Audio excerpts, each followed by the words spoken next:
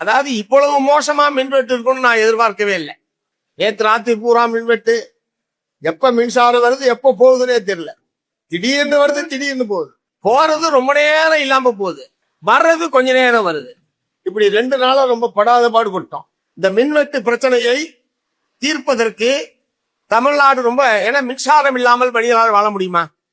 ஆனால் மின்வெட்டு என்பது ஒரு கடுமையான பிரச்சனையாக தமிழ்நாட்டிலே பல்வேறு பகுதிகளில் இன்றைக்கு மக்கள் சந்தித்துக் கொண்டிருக்கிறார்கள்.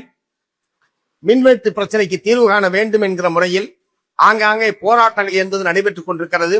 ஆகவே அவசரமான பிரச்சனை என்கிற முறையில் தமிழ்நாடு அரசாங்கம் இப்போதுதான் ஆட்சிக்கு வந்திருக்கிறது. ஆட்சிக்கு வந்து 30 நாள் தான் ஆக்குறது என்றெல்லாம் ஒரு பக்கம் இருந்தாலும் கூட, மின்சாரம் போன்ற அத்தியாவசியமான பிரச்சனைகள் வருகிற போது மிக அவசர உணர்வோடு தமிழ்நாடு அரசாங்கம் தலையிட்டு மின்வெட்டு பிரச்சனைக்கு தீர்வு காண வேண்டும் என்று இந்த சந்தர்ப்பத்தில் கேட்டுக்கொள்ள விரும்புகிறேன். அதோடு சேர்த்து